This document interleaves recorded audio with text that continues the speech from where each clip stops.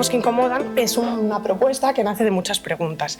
Preguntas que nos hacemos nosotras dentro de Cromosomos X, pero que estamos seguras de que no nos hacemos solas. Las preguntas van de cómo estamos abordando la menstruación, qué discursos estamos reproduciendo aunque no queramos, qué ideas se nos están colando a lo mejor sin que nos demos cuenta, quién se siente apelada en los discursos menstruales y quién se queda sistemáticamente fuera. Gran parte de las intervenciones que ahora se hacen pues se centran mucho en el acceso a productos, ¿no? En los discursos que se han comprado a las lógicas del mercado, a la gestión individual, y mientras tanto se quedan en un segundo plano las estructuras que siguen sosteniendo la desigualdad.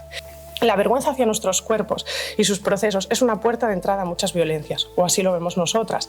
Permitimos la mirada del asco, permitimos la mirada del bochorno, permitimos el desprecio, permitimos leernos enfermas cuando menstruar es salud. Somos cíclicas y aprendimos a leernos lineales. Nuestros cuerpos nos incomodan porque hemos aprendido a borrarlos. Y la idea es la contraria, incomodar, incomodar, incomodar, hasta que nos sintamos bien dentro de nosotras mismas. Y para eso estamos aquí, por eso estamos hoy aquí.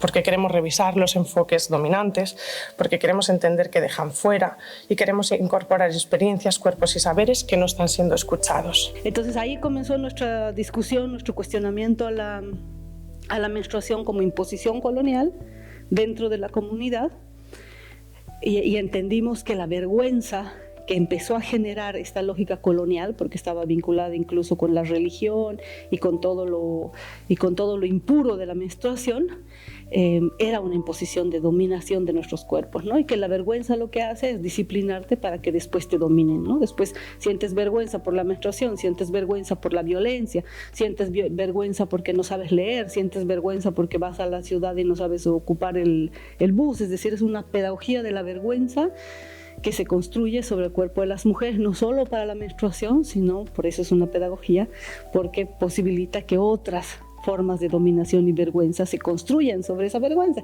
Hemos aprendido a tener vergüenza, ¿no? Entonces, cuando los feminismos plantean justicia menstrual o menstruar en libertad, ¿de qué mujeres o de qué cuerpos estamos hablando y en qué territorios? Y cómo hablar de esas posibilidades de justicia menstrual, de educación menstrual o de menstruación en libertad en un sistema patriarcal profundamente capitalista, profundamente extractivista. Entonces ahí me parece fundamental entender que la educación menstrual o la justicia menstrual corre el riesgo de olvidar toda esta estructura. Saber si podemos pensar en una educación menstrual, no sé si antipatriarcal, pero por lo menos en una educación menstrual o en una menstruación antineoliberal, que no sean esos términos individualistas de consumo, de acceso a más productos. Entonces yo pensaba que hay que provocarnos a la desregulación menstrual, es decir, cada cual que menstrue como quiere, como puede, pensar la menstruación fuera de estas regulaciones, ¿no? Sino más bien desde las desregulaciones. Lo que dan a las personas presas, a las internas, son 20 compresas al mes y 4 rollos de papel higiénico, como si todos los cuerpos menstruasen igual, como si hubiera un estándar en la menstruación y que eso fuera suficiente. Aún encima, el sistema penitenciario funciona desde una lógica muy binaria y no dan respuesta a los hombres trans o a las personas no binarias que están menstruando en módulos masculinos, porque ahí no hay estructura ninguna para gestionar la menstruación. También nos ha contestado una entidad que trabaja con trabajadoras sexuales. Han dicho que muchas trabajadoras lo que hacen es utilizar esponjas menstruales, que cuando entran en contacto con el preservativo, claro, hay un riesgo mucho mayor de rotura. Entonces aquí hablamos de una situación de precariedad menstrual que se convierte en un riesgo de salud sexual. Entonces es algo también que tampoco hay respuesta desde ninguna parte. Y bueno, hay que seguir haciendo preguntas incómodas para que estos diagnósticos dejen de ser necesarios. O sea, menstruar es, ya está, simplemente cosa de mujeres, punto. En femenino, todo. La gente no binaria que menstrua, da igual. Los hombres que menstruamos, damos igual. O que hemos menstruado, que sabemos perfectamente lo que es eso, que podemos gestar, ¿no? Da igual, somos una nota a pie de página, somos una noticia que llama la atención, no podemos conformarnos con que ahora sea mucho más fácil acceder a un montón de cosas que cuando yo necesité acceder a ellas. No podemos conformarnos con que sea menos violento siempre y cuando tengas papeles, siempre y cuando encuadres en una narrativa específica, siempre y cuando tengas el apoyo de tu familia, si eres menor. Reivindico el derecho de cualquier cuerpo menstruante a hacerlo, o a por lo menos cuestionar si esa interrupción, a qué intereses sirve, qué te hace sentir en realidad. Ir sembrando esta discordia, ¿no? Esta cosita de, oye, que no solo menstruan las mujeres. Oye, pero tú sabes que... Oye, pero... ¿Y si usamos la E al hacer esto? Al hablar de esto. ¿Y si cuando hablamos de cuerpos menstruantes no estamos borrando a nadie porque estamos hablando únicamente de menstruar?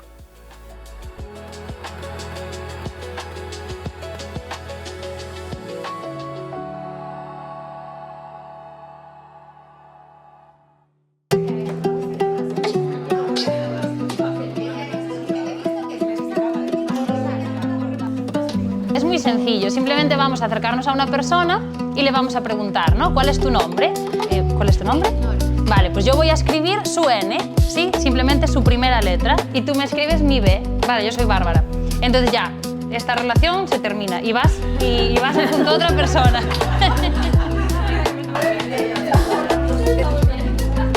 Básicamente vamos a tener una etiqueta escrita con las aportaciones de las otras personas.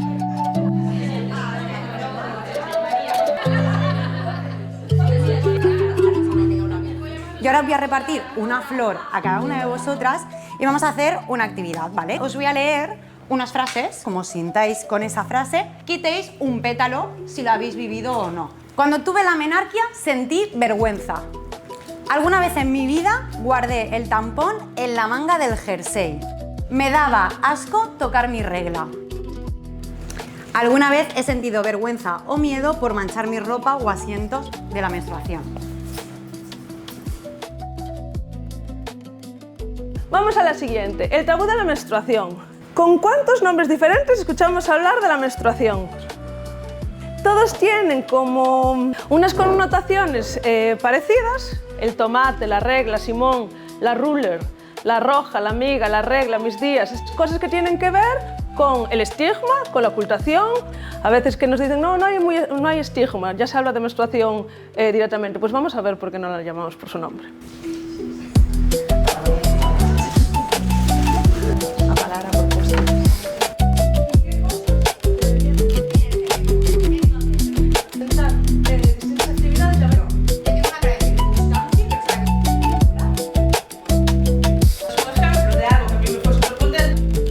Entonces a una parte que se llama como situaciones incómodas, ¿no?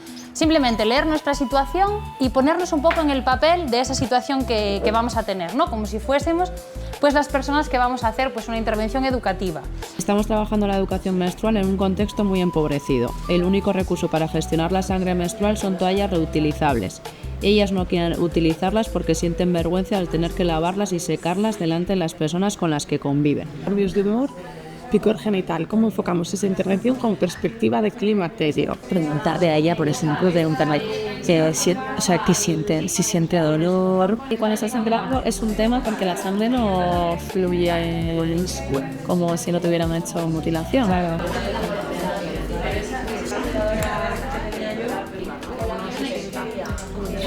Entonces vamos con el primer caso, si os parece, contarnos. ¿Cómo enfoco el tema de los productos menstruales que se insertan en la vagina?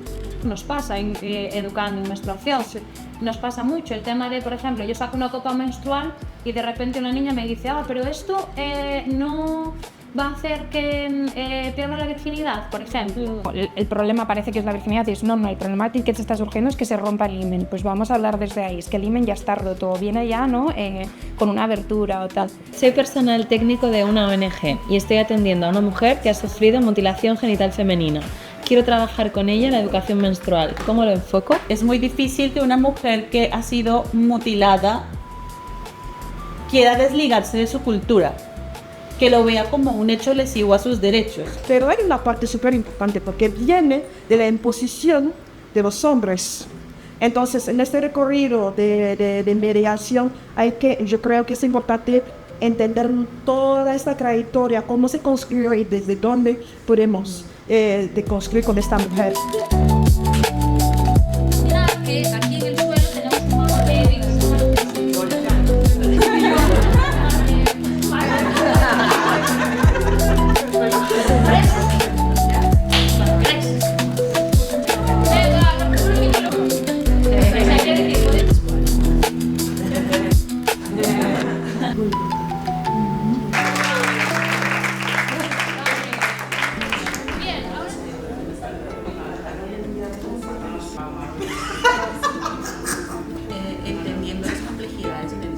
en el trabajo previo que hice un poco con las compañeras de Cromosomos, lo que quise es como llevar a las realidades de mundos que son o invisibilizados por una parte o que simplemente las personas no están atentas a las otras realidades y poderles contar cómo es esto de la salud menstrual, que es un concepto, no voy a decir que sea nuevo porque es que menstruamos desde siempre, pero generalmente se ha visto solo desde la higiene.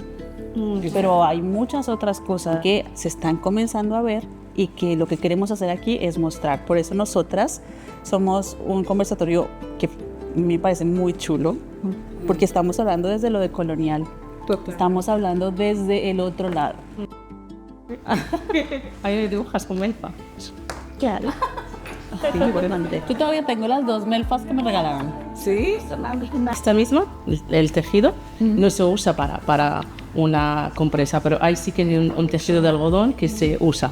Y la melfa es una base de necesidad para la mujer.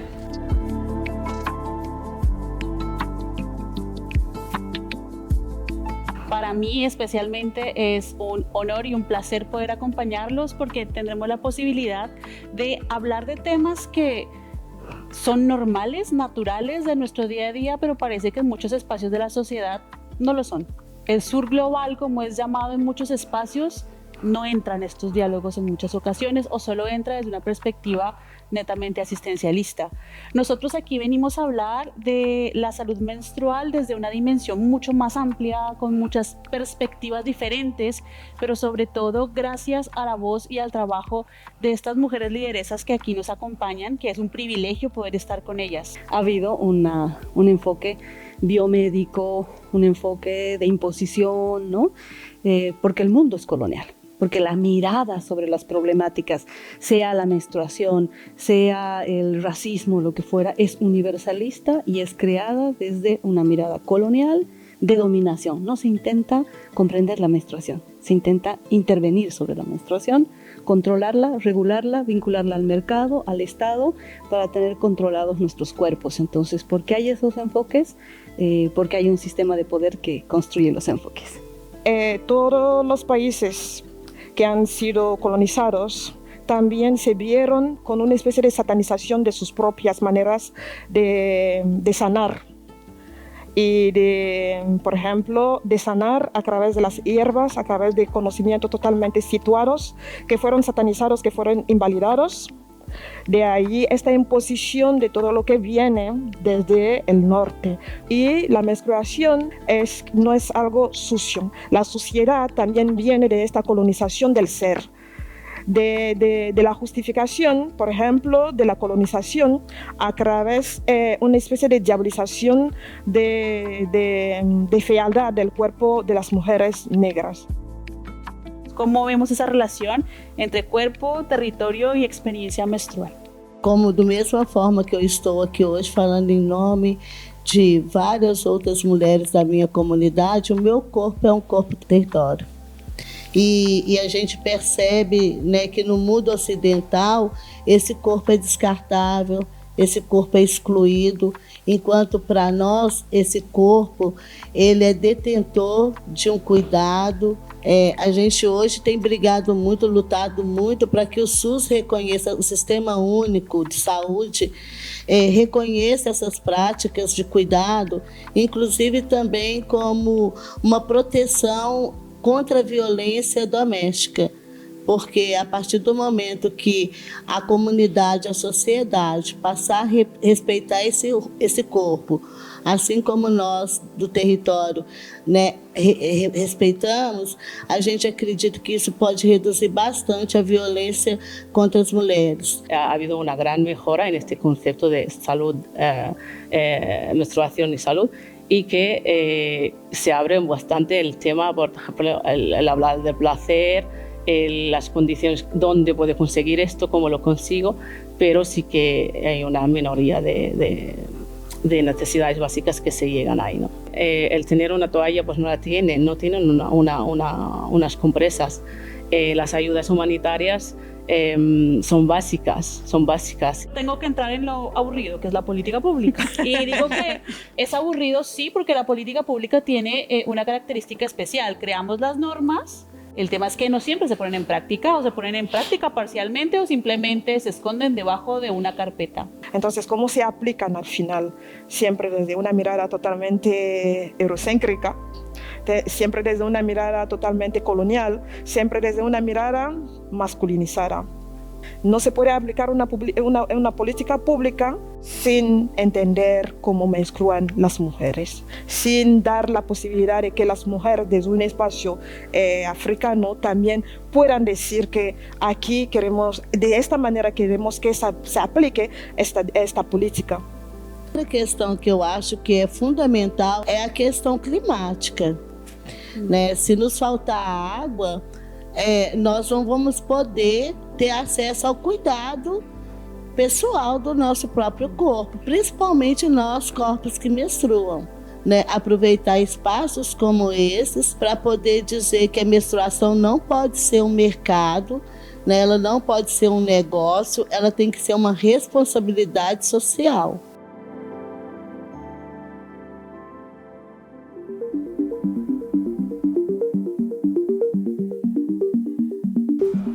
Lo que yo había pensado es que cada una diga quién es, por qué está aquí y que cuente una anécdota que recuerde con la menstruación o sobre la menstruación. O sea, no tiene por qué ser una anécdota propia. Un verano, el primer día que íbamos de vacaciones con mi familia y con mis tíos, y el primer día llegar y eran unas vacaciones de playa. Me despierto al día siguiente y veo ahí las bolas manchadas. Diría también mi primera menstruación, porque fue como en el pueblo, tenía 11 años, con mi abuela, y montó unas fiestas para darme la bienvenida. Las primeras bragas menstruales que yo tuve eran plástico total de mi abuela de hace un montón de años, pero me las daba así como en silencio, que no lo viese el abuelo, ¿no? Como tenía 13 años y una profesora tuvo el descaro, desde mi perspectiva, de ponerse ahí delante de todos nosotros, se ponía de cuclillas, ponía como se ponía un tampón, tal. A mi madre no recuerdo hablarle de esto, pero mi abuela se refería a la regla como la visita, te va a venir la visita. El tema de la endometriosis, ¿no? A mí me diagnosticaron como en 2022 más o menos, y yo creo que para mí fue como un momento también en el como que me puso un poco en jaque, ¿no? Porque me cambió la sexualidad un montón. Sí, como que parece que nos anulamos porque no confiamos en nosotras mismas. Y ahí pues se me abrió como todo el mundo de pensar que esto es importante, ¿no? Si os apetece, pues empezamos con esta parte de conocer cómo se ha tratado el tema de la menstruación en el arte contemporáneo. Esta es una artista que se llama Judith Chicago. Y bueno, pues ya lo veis, ¿no? Un tampón, pero que también nos está recordando pues, a un pene, como un pene que no tiene. Es como la primera vez que se hace como tan evidente el tema de la menstruación. Los pantalones están hechos con compresas, entonces ella lo que hace es un día con la regla, pues se va a recorrer las calles de la ciudad, no recuerdo en qué ciudad estaba ese día, y la performance es un poco ver la reacción de la gente ante eso. Es un vídeo en el que se ven pues, los pantalones al sol para clarearse, bueno, un poco hablando de esta cosa de la vergüenza de la mancha, de cómo estamos ahí todas intentando que salga, y ella hace el gesto como de reparación contrario, de coser todas esas manchitas de sangre en una pieza grande. Bueno, el proyecto Pregunta es una metodología como en código abierto que desde el colectivo pues súper generosamente permiten que la gente utilice como quiera. Decidimos una pregunta que queremos llevar a la calle, con esta plantilla pues la llevamos a la calle y le pedimos a la gente que rellene esto, que le haga una pregunta a esa pregunta.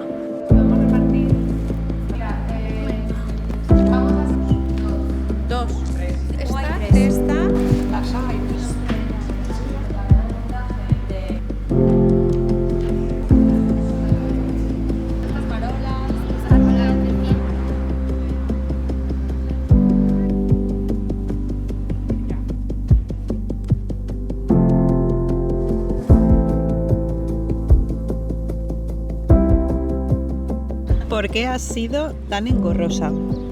¿Por qué apareciste en mi cumpleaños? ¿Por qué me duele tanto? ¿Te das cuenta que me he liberado con la menopausia? ¿Por qué no es regular? Emocionalmente, ¿cómo influye este ciclo? Porque es verdad que se corta la mayonesa. Sí. O sea, si no la preguntaría. Pues es verdad que se corta la mayonesa. Perfecto. Perfecta.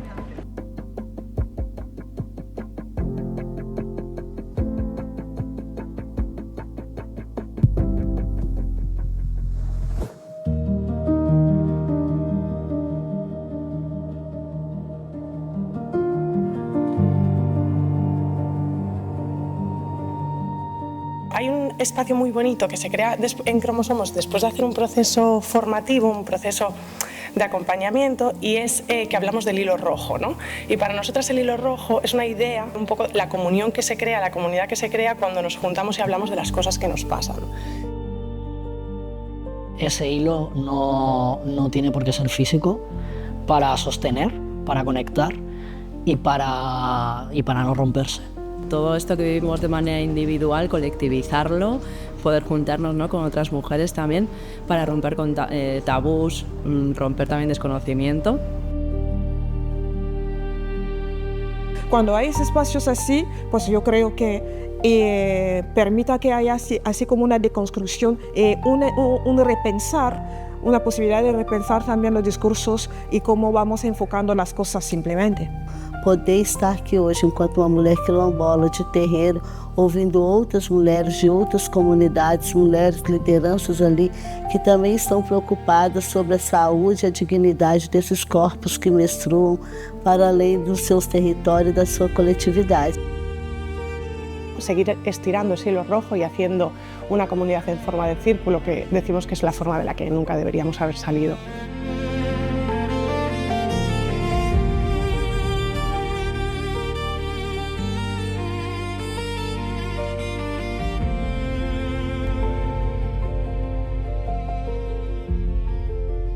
Ahora sí, ya creo que ya estoy para irme, Mariña.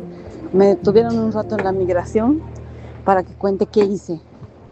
Entonces les conté de la conferencia, el encuentro sobre educación menstrual, y me dijeron si era médica, si tenía mi título, mi credencial, algo de médica.